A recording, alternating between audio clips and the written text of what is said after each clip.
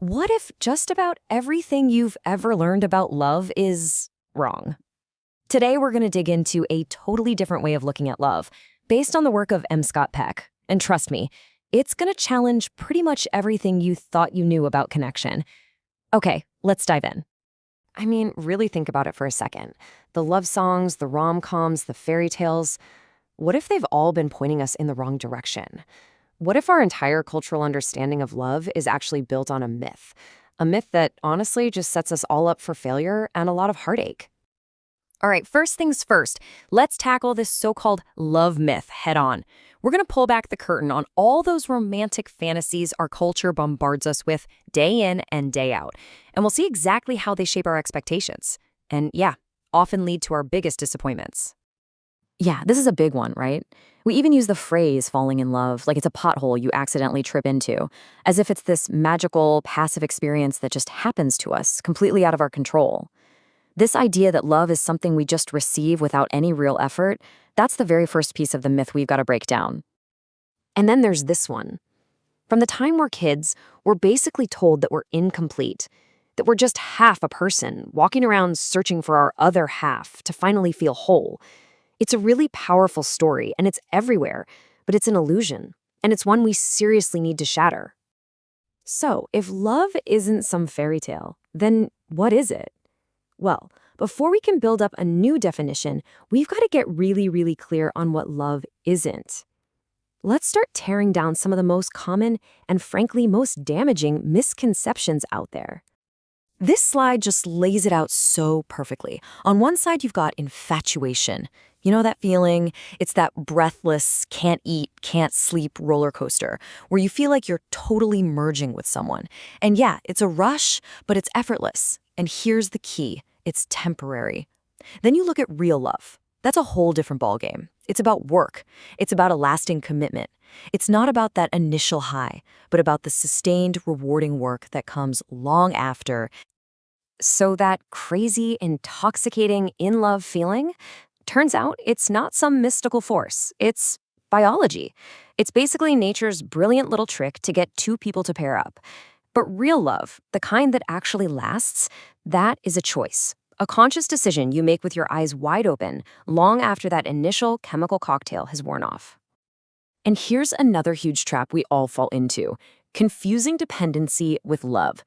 That phrase, "I can't live without you," it sounds romantic in the movies, right? But in reality, it's not a declaration of love. It's a cry for help. Dependency is rooted in fear and need. It's parasitic. Real love comes from a place of freedom. It's about saying, "I choose to live with you." It fosters growth, not neediness. Okay, so we've cleared away a lot of the myths. We've talked about what love isn't. Now we can finally start to build a new understanding. Let's redefine love with a framework that isn't just profound, it's incredibly practical. All right, get ready for this because it's a big one. Love is not a feeling. I'll say it again. Love is not a feeling. Think about it. Feelings are fickle. They're all over the place. They come and go with the weather. They're wonderful, but they are not a stable foundation for anything. If love were just a feeling, every relationship would be built on shifting sand, destined to collapse. And this is that stronger foundation. If it's not a feeling, what is it? It's an action. Love is an act of will. It's not about what you feel in the moment. It's about what you do. It's the decision to show up, to put in the work, to act in a loving way, especially in the days you don't really feel it. It's a deliberate choice, not a passing emotion. And here it is, Peck's powerful definition of love. Let's really unpack this. The will, that means it's a choice, it's intentional. To extend oneself, that means it requires real effort. It pushes you beyond your comfort zone. And the goal? Nurturing spiritual growth. So you see, love isn't about finding someone to complete you. It's about committing to help each other become better, more whole individuals. Okay, that's a great definition, but what does that actually look like day to day? If love is an action, what are those actions? Let's get practical and explore the work, and yes, the very real risks of choosing to love this way. Think of love as a practice, a discipline you can cultivate. It really comes down to three key things. First, the work of attention, and that means giving your full, undivided presence, not half listening while scrolling on your phone. Second, the risk of confrontation, having the courage to have those difficult conversations for the sake of growth. And third, the risk of commitment, the choice to stick around and work through things, especially when it gets tough. That's the foundation. And make no mistake, this kind of love takes immense courage. It really does. It means being brave enough to face the possibility of heartbreak. It means letting the people you love be who they truly are, not who you want them to be. And it means being open enough to be changed by them, to be influenced, even when it's uncomfortable. Now for our final and maybe the most surprising insight of all. It's this great paradox that true deep intimacy isn't about two people becoming one. It's about two whole separate people choosing to stand together.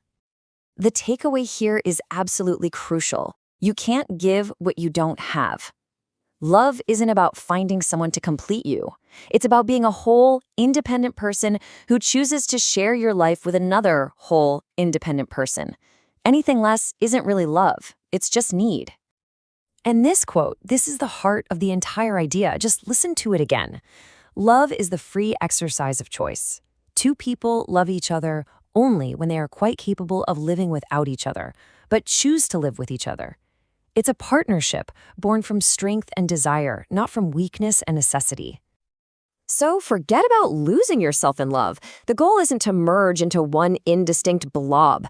The goal is to be two strong individuals who choose to build something beautiful together.